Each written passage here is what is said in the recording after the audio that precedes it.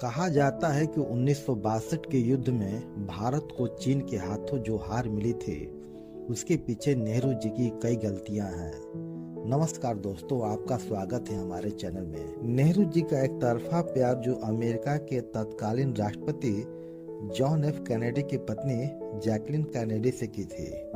हमारे देश के पहले प्रधानमंत्री जवाहरलाल नेहरू चीन युद्ध से पहले जैकलिन कैनेडी की खूबसूरती पर कुछ इस कदर फिदा हुए कि उन्होंने उनके पति जॉन एफ कैनेडी से मिलने वाली मदद की तरफ ध्यान ही नहीं दिया। दरअसल 1962 में भारत की तरफ से चीन के खिलाफ दुनिया के सबसे ताकतवर देश के राष्ट्रपति जॉन एफ कैनेडी खड़े थे, जो भारत के लिए मदद का हाथ बढ़ा रहे थे। लेकिन पंडित नेहरू जी ने उनकी दोस्ती को ठुकरा दिया।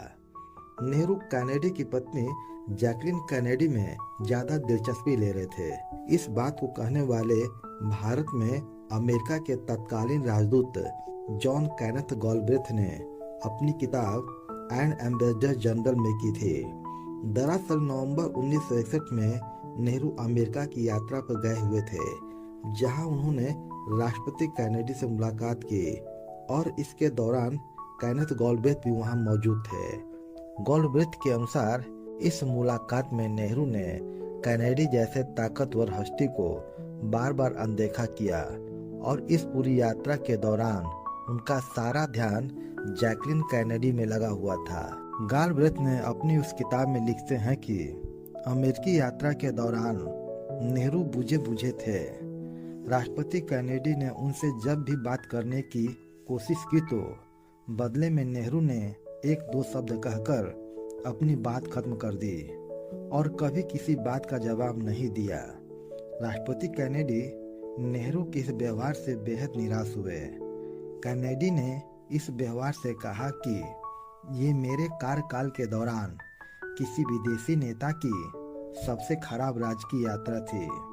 इतना ही नहीं, कैनेडी ने यह भी महसूस किया कि नेहरू राष्ट्रपति कैनेडी से बात करने के बजाय उसकी पत्नी जैकलिन कैनेडी से बात करने में ज्यादा दिलचस्पी रख रहे थे। गॉलब्रेथ ने अपनी उस किताब में जो आगे लिखा है उसे जानकर आपको तकलीफ हो सकती है। दरअसल नेहरू ने अपनी इस अमेरिकी यात्रा में कैनेडी की पत्नी जैकलिन कैनेडी को भारत यात्रा के लिए आमंत्रित किया था। जैकलिन कैनेडी 1962 में भारत की यात्रा पे आई। इस यात्रा का पूरा वर्णन गॉलब्रेथ ने अपनी किताब एम्बेसडर जनरल में किया है। गॉलब्रेथ ने लिखा है कि दिल्ली में अमेरिकी दूतावास ने जैकलिन कैनेडी के रहने की व्यवस्था एक कोठी में की थी, लेकिन नेहरू के बहुत ज्यादा जिद करने पर उन्हें प्रधानमंत्री आवास में ठहराया गया। नेहरू ने जैकलिन को वही कमरा दिया जिसमें कभी लेडी एडमिना माउंटबेटन रुका करती थी। नेहरू जैकलिन से गहरा प्यार करते थे। उन्होंने जैकलिन के साथ अपनी तस्वीर प्रधानमंत्री आवास के मुख्य द्वार पर लगा रखी थी। इतना ही नहीं, अमेरिका में भारत के राजदूत रहे गॉलब्रेथ ने अपनी किताब एंड एम्बेसडर जनरल में यह भी लिखा है कि जॉन एफ कैनेडी राष्ट्रपति बनने से पहले अपने भाई रॉबर्ट कैनेडी और अपनी बहन पैट्रिका कैनेडी के साथ भारत आए थे। तब भी नेहरू ने उनके साथ रूखा व्यवहार किया था। गॉलब्रेथ के मुताबिक जॉन एफ कैनेडी का मानना था कि इस यात्रा के दौरान भी उनसे ज्यादा उनकी बहन जो 27 साल की थी पैट्रिक कैनेडी में ज्यादा रुचि ले रहे थे। इन सब बातों की पुष्टि एक और महान इतिहासकार अमेरिका के मियर सेल सिंगर की मशहूर किताब Robert Kennedy and his times पढ़ना चाहिए। जॉन एफ कैनेडी के छोटे भाई रॉबर्ट कैनेडी की जिंदगी पर लिखी गई इस किताब में कैनेडी ब्रदर्स और उनकी बहन पैट्रिक कैनेडी के साथ नेहरू की मुलाकात का जिक्र है। इस किताब में लिखा गया है कि नेहरू ने दिल्ली में John F Kennedy, Robert Kennedy और उनकी बहन पैट्रिका कैनेडी को डिनर पर आमंत्रित किया, लेकिन नेहरू डिनर के दौरान छत पर लगे पंखे की तरफ देखते रहे और वो ऐसा जता रहे थे कि वह अपना समय फालतू में खराब कर रहे हैं। आखिरकार कैनेडी भाइयों की एक खूबसूरत बहन पैट्रिका ने नेहरू को उनकी सुस्ती से जगाया। बाद में रॉबर्ट कैनेडी ने अपनी डायरी में लिखा, नेहरू ने डिनर के दौरान पैट्रिका के अलावा किसी और से कोई खास बातचीत नहीं की। आप सोच कर देखिए कि इतना सब कुछ जानते हुए भी अमेरिका के राष्ट्रपति जॉन एफ कैनेडी ने 1961 में खुद अपनी तरफ से भारत को परमाणु बम बनाने में मदद की पेशकश की थी। कैनेडी को भरोसा था कि अगर भारत के पास परमाणु बम होगा तो चीन उस पर कभी भी हमला नहीं करेगा। यह सनसनीखेज खुलासा किया है भारत के पूर्व विदेश सचिव M.K. रसगोत्रा ने अपनी किताब अ लाइफ इन डिप्लोमेसी में। रसगोत्रा ने अपनी किताब में लिखा है कि जब अमेरिका को पता चला कि चीन परमाणु परीक्षण करने वाला है तो कैनेडी ने नेहरू को अपने हाथ से पत्र लिखा कि अमेरिका चीन से पहले भारत को परमाणु परीक्षण करने में मदद देने के लिए तैयार है।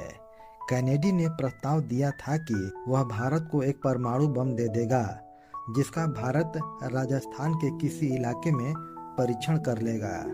कैनेडी का तर्क ये था कि भारत जैसे लोकतांत्रिक देश को एशिया में सबसे पहले परमाणु शक्ति हासिल करना चाहिए, लेकिन नेहरू ने कैनेडी के इस पेशकश को ठुकरा दिया। पूर्व विदेश सचिव रसगोत्रा ने अपनी किताब में यह भी लिखा है कि नेहरू कैनेडी की बात मान लेते तो 1962 में चीन और 1965 में पाकिस्तान कभी भी भारत पर हमला नहीं करता। खैर, जब 20 अक्टूबर 1962 को चीन ने भारत पर हमला कर दिया तो नेहरू के होश उड़ गए। नवंबर 1962 के दूसरे सप्ताह तक चीन तेजी से भारत की सीमा में दाखिल हो रहा था। चीन ने भारत के 32,000 वर्ग मील इलाके पर कब्जा कर लिया था। ऐसे हालात में नेहरू को तब याद आए वो जॉन एफ कैनेडी जिनका वह हमेशा अपमान करते थे। नेहरू ने 19 नवंबर 1962 को अमेरिका के राष्ट्रपति को 2 गोपनीय पत्र लिखे। इस पत्र में लिखा, चीनियों ने नेफा के बहुत बड़े हिस्से पर कब्जा कर लिया है और वह कश्मीर में लद्दाख के चुसाल पर भी कब्जा करने वाला है। अगर तुरंत कुछ नहीं किया गया तो पूरा असम, त्रिपुरा, मणिपुर और नागालैंड भी चीन के हिस्से में चला जाएगा। भारत को चीन के हमले से निपटने के लिए अमेरिका से फाइटर प्लेन और मालवाहक जहाजों की जरूरत है।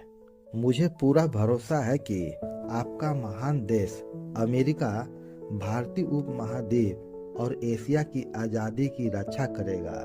पूरे आदर के साथ आपका जवाहरलाल नेहरू। अमेरिका से मदद मांगने में कोई बुराई नहीं है, लेकिन प्रधानमंत्री बनने के बाद नेहरू ने पूरे 15 साल तक अमेरिका को पानी पी पी कर कोसते रहे। उन्होंने हर अंतर्राष्ट्रीय मंचों पर अमेरिका का विरोध किया था। नेहरू का यह खत कैनेडी तक पहुंचाया था भारत के अमेरिका में राजदूत ब्रज किशोर नेहरू ने। ब्रज कुमार नेहरू जवाहरलाल नेहरू के रिश्ते में भतीजे लगते थे। अमेरिका में तैनात भारतीय अधिकारियों को इस पत्र की वजह से किस तरह की बेइज्जती और शर्मिंदगी का सामना करना पड़ा, जिसका जिक्र किया है नेहरू गांधी परिवार के बेहद करीब और पूर्व विदेश मंत्री नटवर सिंह ने। इस किताब में one life is night enough में, जिसका हिंदी अनुवाद एक ही जिंदगी काफी नहीं में आप देख सकते हैं। इस किताब में नटवर सिंह लिखते हैं कि चीन से युद्ध के दौरान एक भी गुट निरपेक्ष देश ने भारत का साथ नहीं दिया। राष्ट्रपति कैनेडी उस वक्त क्यूबा मिसाइल समस्या में फंसे हुए थे, लेकिन फिर भी उन्होंने मदद करने का वादा किया। पंडित नेहरू ने जो कैनेडी को पत्र लिखे थे वह वास्तव में दयनीय थे। अमेरिका में भारत के राजदूत ब्रज कुमार नेहरू कहते हैं कि जब वह कैनेडी को पंडित नेहरू जी का पत्र सौंप रहे थे तो उन्हें काफी शर्म महसूस हो रही थी। नेहरू भले ही कैनेडी के साथ अच्छा व्यवहार नहीं रखते थे, लेकिन कैनेडी भारत के सच्चे दोस्त साबित हुए।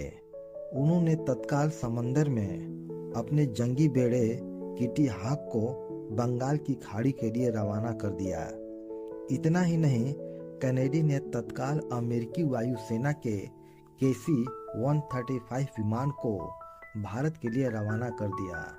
और तो और हथियारों का खेप भी अमेरिका से भारत आने लगे। यह सब देखकर चीन को समझ में आ गया कि अमेरिका खुलकर मैदान में आ गया है तो जंग के हालात बदल सकते हैं। लिहाजा 20 नवंबर की रात चीन ने एक तरफा युद्ध विराम की घोषणा कर दी। इसमें कोई शक नहीं था कि कैनेडी मदद नहीं करते तो असम समेत भारत के कई इलाके भारत के हाथों से निकल जाते। अगले एपिसोड में हम बात करेंगे नेहरू की उस खास सहेली मृदुला साराभाई के बारे में जो नेहरू के इशारे पर सरदार पटेल के खिलाफ रोज नई नई साजिशें रचती थी। हमसे जुड़ने के लिए हमारे चैनल को सब्सक्राइब करें। यदि वीडियो अच्छी लगी हो तो इसे लाइक करें और कमेंट भी करें।